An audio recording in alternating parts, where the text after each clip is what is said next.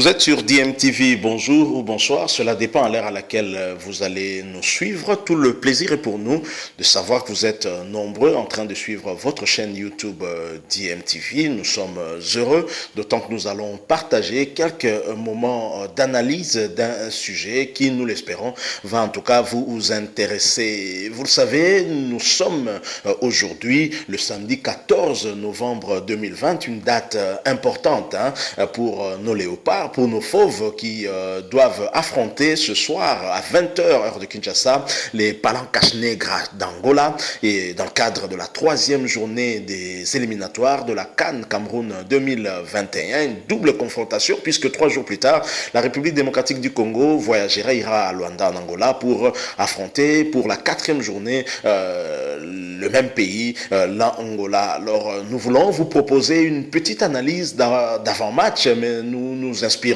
de l'analyse d'un analyste sportif en tout cas aussi connu et congolais bien entendu, Joshua Bellini, et qui nous propose une analyse un peu en profondeur avant ce match, mais il s'est beaucoup plus apaisanti sur l'Angola, les forces de cette équipe d'Angola, mais également des faiblesses, histoire de nous inspirer, d'inspirer peut-être le staff technique qui va devoir aligner une équipe compétitive qui n'a pas en tout cas droit à l'erreur, parce que la République démocratique du Congo, avec ses 2 points, doit absolument se relancer. Et je pense que les résultats du match qui a opposé le Gabon de Pierre-Emerick Aubameyang à la Gambie peut nous motiver davantage, parce qu'en cas de victoire, la République démocratique du Congo passera à la 2e position avec 5 points derrière le Gabon qui en a en tout cas à 7. Il faut noter que la Gambie reste avec ses 4 points. L'Angola a toujours 0 point, aura également à cœur en tout cas essayer de se rattraper, et c'est l'occasion ou jamais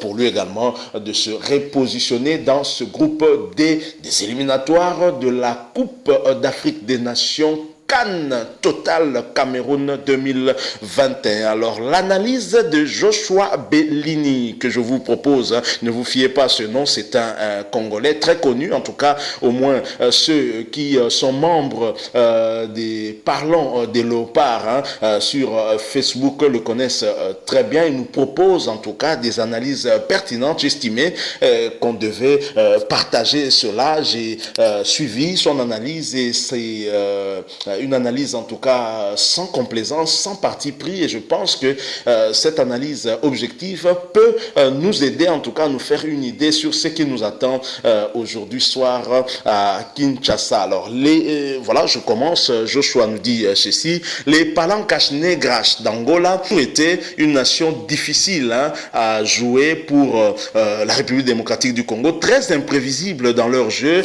Ils sont capables du meilleur comme du pire. Les dernières statistiques tournent en faveur de la République démocratique du Congo, mais les circonstances et les enjeux ne sont pas les mêmes. L'Angola, avec 0 point sur 6, n'a absolument pas droit à une défaite. Elle viendra donc à Kinshasa pour obtenir une victoire ou au minimum un score nul pour espérer gagner les 3 points à la maison au match retour. Quels sont donc les points forts de cette équipe?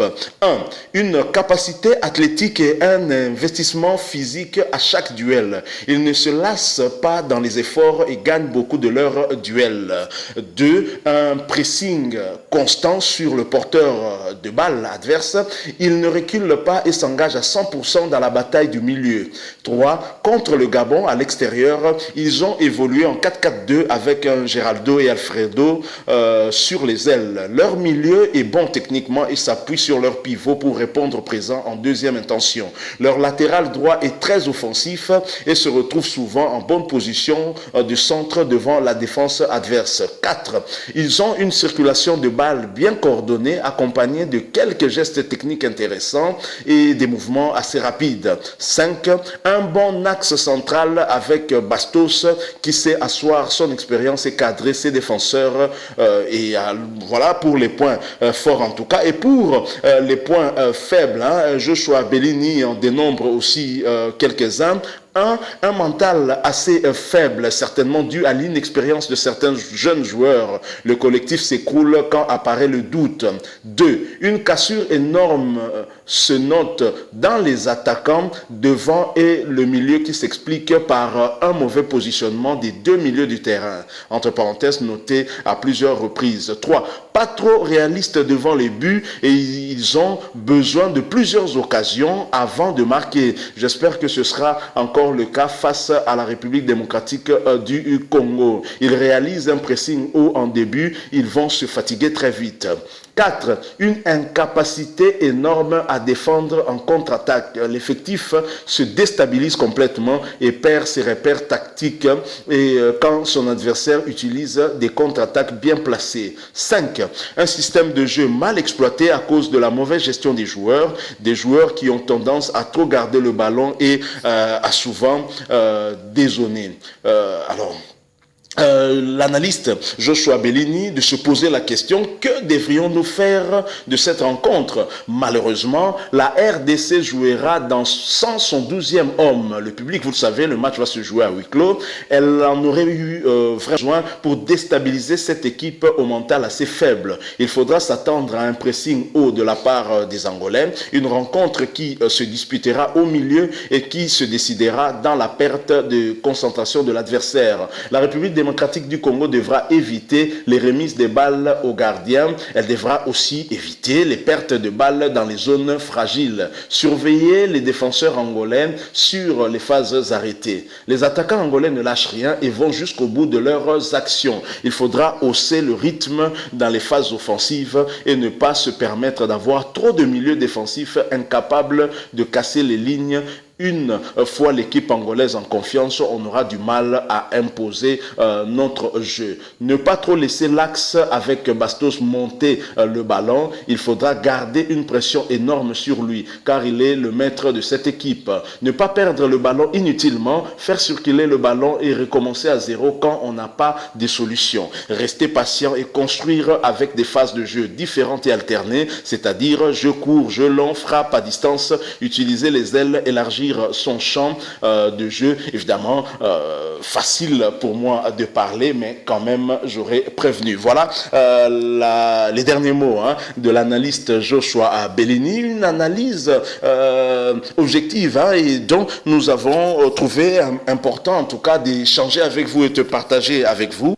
En tout cas, au regard de cette analyse que nous venons de suivre de Joshua Bellini, ce que nous pouvons retenir, d'abord, en 2 journées, l'Angola a 0 points, 0 donc sur 6. Ce n'est peut-être pas un hasard, ça signifie qu'il y a peut-être des problèmes, effectivement, des problèmes tactiques dans cette équipe. Et l'Angola a aussi encaissé beaucoup de buts et on se rappelle que l'Angola a perdu à domicile contre la Gambie, une équipe, on va dire, moyenne, même si dans le groupe, on nous sommes rendu compte que cette équipe était solide, puisque la République démocratique du Congo a eu du mal à battre cette équipe qui a égalisé alors que nous menions. Et également, l'Angola a perdu face au Gabon, mais je vous assure, j'avais suivi le match. L'Angola a perdu, c'est tout simplement parce que ses attaquants n'étaient pas réalistes. L'Angola avait la possibilité de faire mieux que cette défaite-là au Gabon. Et donc, de ce point de vue, je rejoins quand même Joshua à dire qu'on doit jouer à la prudence, mais on se rend compte par cette analyse que c'est une équipe plutôt offensive, une équipe d'Angola, mais qui laisse quand même des espaces derrière. En cas de contre-attaque, l'équipe se met en difficulté en phase défensive. Et là, je crois que la République démocratique du Congo peut utiliser en tout cas cette faiblesse-là à bon escient avec des attaquants rapides tels que Bakambu qui aime des ballons en profondeur. Et je pense que s'il est servi avec un bon milieu qui sera constitué peut-être de Mutusami, de Gaël Kakuta, je pense qu'il y a des possibilités de pouvoir faire quelque chose. Et si l'entraîneur fera confiance à Yannick Bolazi et sur les côtés, je pense que avec sa percussion, il peut toujours en phase de contre-attaque. On se rappelle de cette rencontre gagnée par le Léopard en Côte d'Ivoire, 4-3. L'apport de Yannick Bolazi, surtout en phase, en tout cas offensive, en contre-attaque. Par exemple, pour le premier but, je prends ce cas-là où Yannick Bolazi file droit devant et va donner un ballon à Niskans Kebano pour le but. Et je pense que c'est dans cette configuration-là, la République démocratique du Congo peut jouer son va-tout. Alors il y a une autre chose, c'est que avec Christian Ntsengi Biembe, les Léopards ne jouent pas à la défensive. Les Léopards jouent plutôt offensive. Et Ntsengi Biembe est un entraîneur qui aime le jeu, axé vers l'avant. Et forcément, la République démocratique du Congo pourrait jouer aussi un peu plus haut. Donc c'est un match qui promet, au regard en tout cas de cette analyse, on peut dire qu'il pourrait avoir en tout cas des espaces. Et l'Angola pourrait aussi exploiter des contre-attaques. Si en phase offensive, ça marche pour cette équipe, on pourrait aussi être mis en danger. Est-ce que pour ce match, que devons-nous conseiller à Christian Ntsengi Biembe? D'attendre l'Angola, de laisser le ballon à l'Angola et maintenant de procéder en contre-attaque, sachant que dans cette phase-là, l'Angola a beaucoup de lacunes, a beaucoup de faiblesses. On verra bien quelle équipe va nous proposer Christian Ntsengi Biembe. Vous savez, lors du match amical qui nous a opposé au Burkina Faso, match perdu 3-0, l'absence de Bakambu a certainement pesé aussi. On a reproché à Christian Ntsengi Biembe justement d'avoir été trop offensif face à une équipe très rapide, une équipe également offensive avec des joueurs expérimentés tels que Bertrand Traoré. Et on aurait voulu voir Christian Ntsengi Biembe jouer un peu comme Ibengue, défendre et procéder maintenant à des contre-attaques et espérer et peut-être prendre à défaut cette défense burkinabé. Alors, est-ce que pour ce match contre l'Angola, sachant que cette équipe angolaise est plutôt forte sur des phases offensives, est-ce qu'il faut attendre et les prendre en compte? On verra bien ce que l'entraîneur va nous proposer, mais en tout cas, au regard de cette analyse, au regard des faiblesses énumérées par l'analyste Joshua Abellini, je pense qu'il y a possibilité quand même à la République démocratique du Congo, si nos attaquants sont réalistes, et on a des attaquants expérimentés et qui peuvent être réalistes en tout cas devant le but, en tout cas du moins plus réalistes que les Angolais. Les Angolais, j'ai suivi leur match contre le Gabon, ils ont péché justement par le manque de réalisme. Ils auraient pu faire un match nul au Gabon et ils ont manqué beaucoup d'occasions, et c'est comme a dit Joshua Bellini, il leur faut beaucoup d'occasions pour inscrire un but, et c'est pas bon à ce niveau de compétition. Et je pense que la République démocratique du Congo pourra maîtriser en tout cas à ce jeu si nous parvenons à être réalistes. Alors quel classement proposer à l'entraîneur?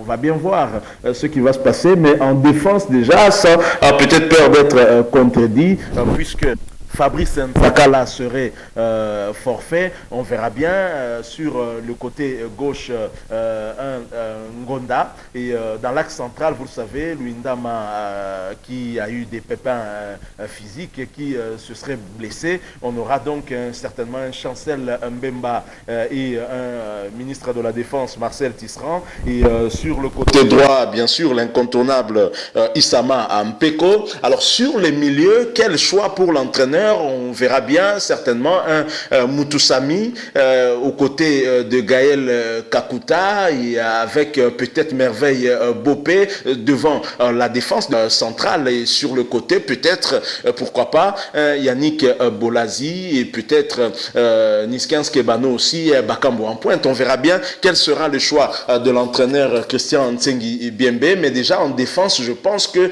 c'est ces 4 joueurs-là qu'on verra probablement commencer avec, dans les bois en tout cas, Joël Kasumboa. Je pense qu'actuellement c'est lui le titulaire incontestable de cette équipe.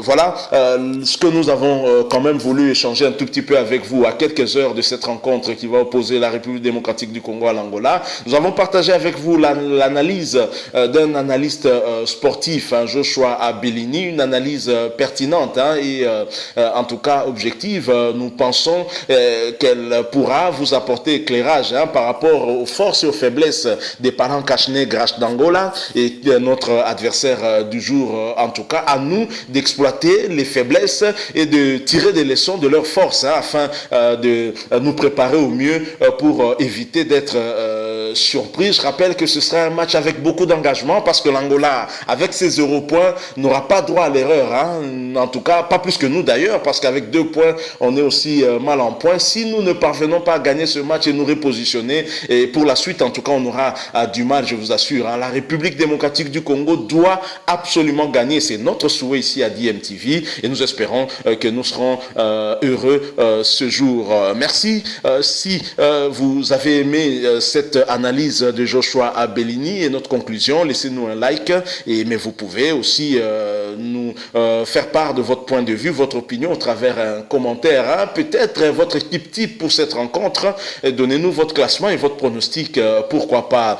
Mais surtout, abonnez-vous à votre chaîne DMTV. N'hésitez pas en tout cas hein, à cliquer sur ce bouton en rouge, il est écrit s'abonner. Vous allez faire partie de la famille DMTV.